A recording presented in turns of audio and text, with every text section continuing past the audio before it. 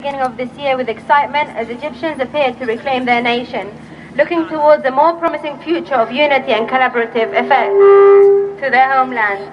Only weeks later, however, this idealist dream started to fade, and there was a return of attacks on an unprecedented scale against churches and Christians in Egypt. For the first time, we saw churches burned and demolished, with an army looking on and doing nothing. Christians lost their lives, while those who had promised to protect every Egyptian looked on. Since then, we have had an escalation of violence from Mbaba to Atfe to Aswan, along with terrorist bombing of a church in Alexandria earlier this year. The common denominator in all of these and every other attack from the past decades is that there has been insufficient official investigation and an absence of prosecution and convictions. This last week, however, saw a new, even more dramatic turn. A peaceful rally leaving from the Cairo suburb of Shubra and heading to Masbiro State Television Center traveled approximately 10 kilometers very peacefully and without incident. Bar some stones and rocks being hurled at them at one point.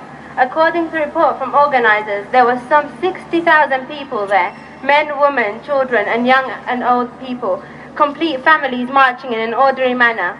Once the march entered into Masbiro area, however, there had been a sudden escalation, with moments of the army used excessive lethal force against these peaceful demonstrators.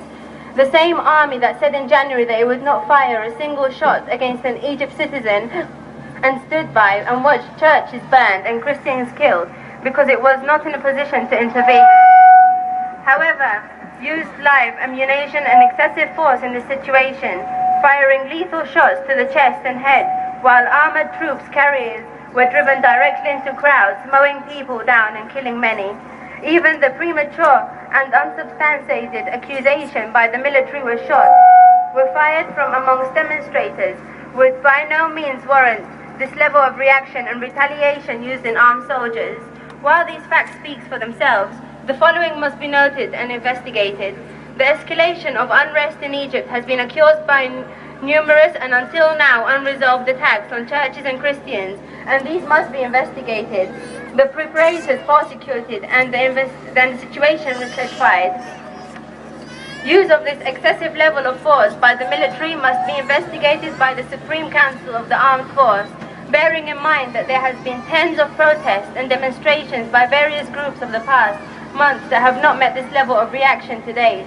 The press conference conducted by the CAF has caused outrages and allegation that no shots were fired by the military and the armored troops carriers were not intentionally driven into demonstrators, asking people to be sympathetic to frightened soldiers.